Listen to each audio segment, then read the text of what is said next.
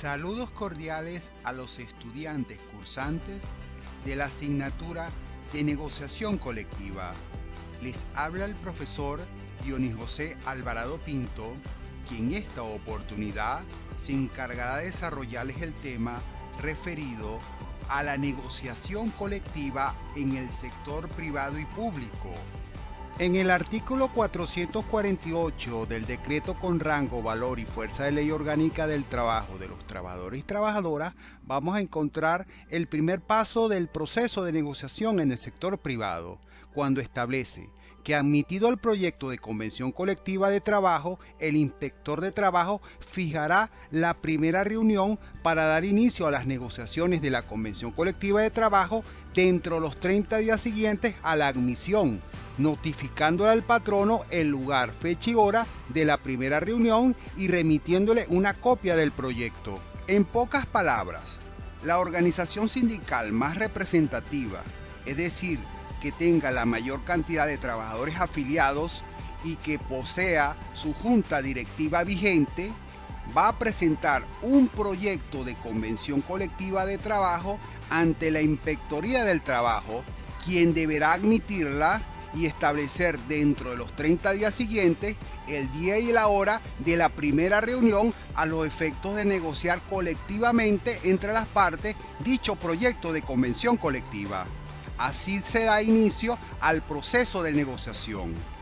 En ese sentido, el artículo 449 del referido Decreto Ley del Trabajo va a establecer que las reuniones donde se va a discutir ese proyecto de convención colectiva del trabajo deben estar presididas por el funcionario del trabajo, quien va a procurar la mediación entre las partes a los efectos de que se llegue a un acuerdo conforme a la justicia social y a la justa distribución de la riqueza. Sin embargo, las partes podrán acordar que podrán reunirse sin la necesidad de la presencia del funcionario del trabajo. En este punto es importante señalar lo contenido en el artículo 439 del referido decreto ley sobre la oportunidad para oponerse a la negociación. Y es que en la primera reunión en que las partes se sientan a los efectos de discutir el proyecto de convención colectiva de trabajo, el patrono podrá alegar, para no discutir esa convención colectiva, que existe, por ejemplo, una convención colectiva vigente que no está vencida y por cuanto es extemporáneo discutir una nueva convención colectiva, o que la organización sindical que presentó el proyecto no es la más representativa o que tiene su directiva fuera del lapso estatutario de vigencia y por tanto es ilegal o contrario a la norma discutir esa nueva convención colectiva.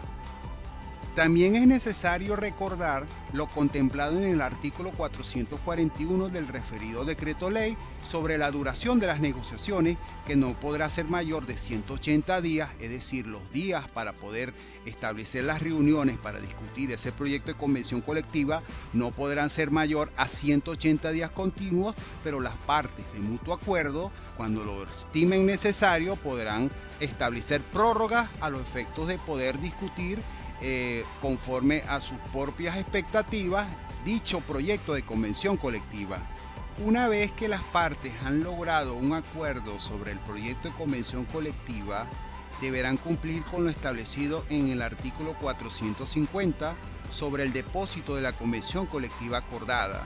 que establece que a los efectos de su validez, la convención colectiva de trabajo acordada deberá ser depositada en la Inspectoría del Trabajo donde fue tramitada. Este es un artículo polémico, el 450, porque prácticamente supedita la vigencia de la convención colectiva a la homologación que debe dar el inspector de trabajo dentro de los 10 días siguientes hábiles al depósito de la convención colectiva de trabajo acordada. En este sentido,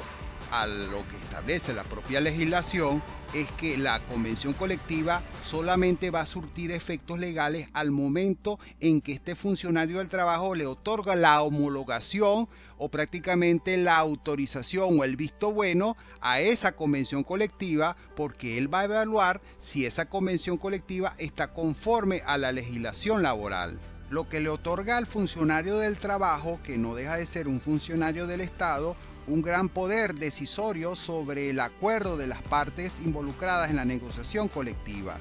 En pocas palabras, sin la homologación, la Convención Colectiva del Trabajo no podrá tener vigencia a pesar de que haya sido acordada por las partes.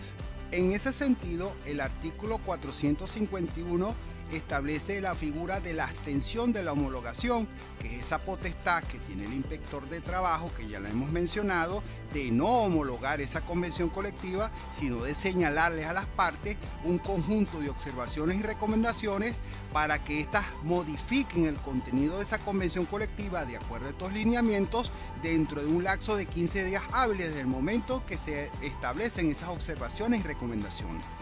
En el caso de que las partes no quisieran o insistieran en el depósito de esa convención colectiva en los términos en los cuales fue depositado desde un inicio, el inspector del trabajo va a hacer una homologación parcial de las partes que considere que no están contrarios a la ley o al orden público de esa convención colectiva acordada, y el resto no las va a homologar o no les va a dar el visto bueno, es decir, no van a tener vigencia. Estamos hablando entonces de una homologación parcial de una convención colectiva de trabajo acordada.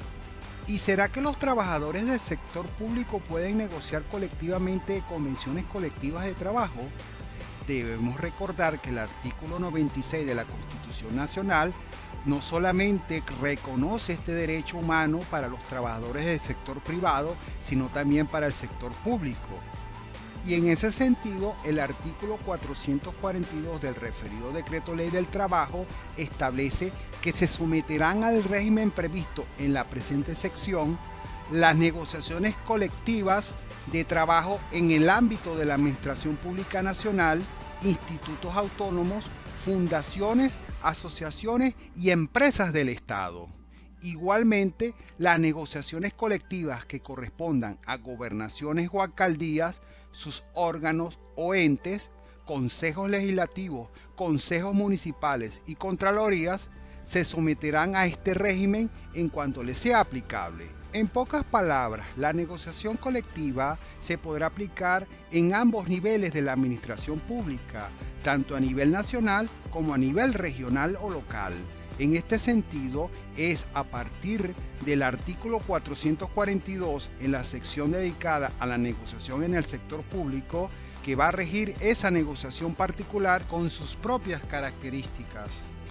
En este sentido, el artículo 443 del referido Decreto Ley del Trabajo va a establecer los lineamientos técnicos y financieros para la negociación, es decir, un grupo de parámetros por los cuales los negociadores que van a representar al Estado tienen que ceñirse para no violentar disposiciones que son de orden público. En este sentido, quien le corresponde establecer esos lineamientos es al presidente de la República cuando es una negociación a nivel nacional, que lo va a determinar mediante un consejo de ministros. En cambio, cuando se trata de una negociación a nivel de las gobernaciones o alcaldías, será el gobernador y el alcalde quienes establezcan esos lineamientos técnicos financieros por los cuales se va a enmarcar la negociación colectiva. Continuando con lo contemplado en el referido Decreto Ley del Trabajo en torno a la negociación colectiva en el sector público,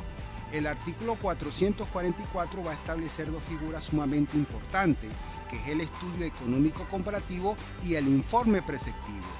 Cuando se inicia el proceso de negociación colectiva, al interponer el proyecto de convención colectiva ante la Inspectoría del Trabajo, hay que tomar en cuenta, según lo contemplado en este artículo, que el proyecto de negociación colectiva que será discutido por la Administración Pública Nacional debe ser tramitado ante la Inspectoría Nacional, y si se trata de un proyecto de convención colectiva de la Administración Pública Estatal o Municipal, el proyecto de convención colectiva se va a tramitar ante la Inspectoría de la jurisdicción correspondiente.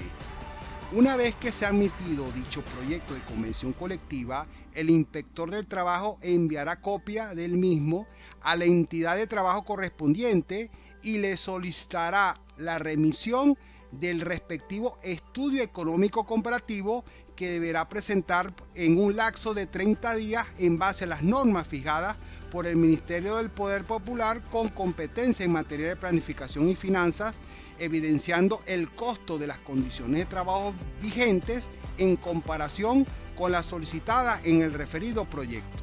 En resumen, como su propio nombre lo indica, el estudio económico comparativo no es otra cosa que un análisis comparado de los costos que implicaría para la entidad de trabajo de la administración pública asumir las aspiraciones de los trabajadores expresadas en su proyecto de convención colectiva de trabajo.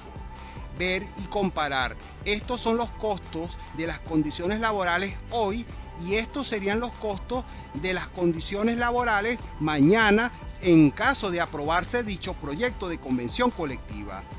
Pero una vez que se ha rendido ese estudio económico comparativo, la Inspectoría del Trabajo va a remitirlo al Ministerio en materia de planificación y finanzas para que en un lapso de 30 días rinda un informe preceptivo que indique los lineamientos específicos para la negociación de la convención colectiva de que se trate. En pocas palabras, es el Ministerio de Planificación y Finanzas quien finalmente va a rendir, en base a ese estudio económico comparativo, un informe preceptivo con los lineamientos propios de lo que va a ser esa negociación colectiva.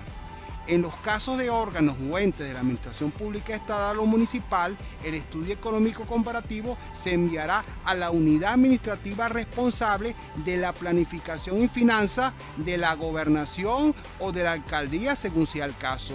la cual elaborará el informe preceptivo en los términos establecidos dentro de los 30 días siguientes. Una vez recibido el informe preceptivo, el inspector del trabajo convocará a la negociación colectiva de trabajo en la administración pública. ¿Y quiénes participan en esa discusión de la convención colectiva a nivel de la administración pública? Será solamente un representante de la entidad de trabajo de la administración pública y la organización sindical que interpuso el proyecto de convención. No. Adicionalmente deben participar en ese proceso de negociación un representante de la Procuraduría General de la República y un representante del Ministerio de Planificación y Finanzas, quienes deberán asistir a las reuniones de la misma para procurar que se cumplan con los lineamientos técnicos y financieros de los cuales no se deben apartar. Cuando se trata de una negociación colectiva a nivel de los estados o municipios, será la Procuraduría del Estado o la Sindicatura Municipal las que van a establecer sus representantes conjuntamente con las unidades de planificación y finanzas correspondientes a estas entidades regionales o locales. Y tan importante es cumplir con los lineamientos técnicos o financieros que estos actores que van a participar en la negociación colectiva en el sector público establecido en el artículo 445, el artículo 446 va a establecer que ellos serán responsables legalmente por el incumplimiento de las pautas establecidas en el lineamiento técnico y financiero, estableciéndose responsabilidades de carácter legal, incluso administrativas, penales y civiles por tales omisiones. El artículo 447 también establece una especificidad que tiene la negociación en el sector público. Como las entidades de la administración pública se basan, o sea, el manejo de sus recursos es a través de presupuestos vigentes,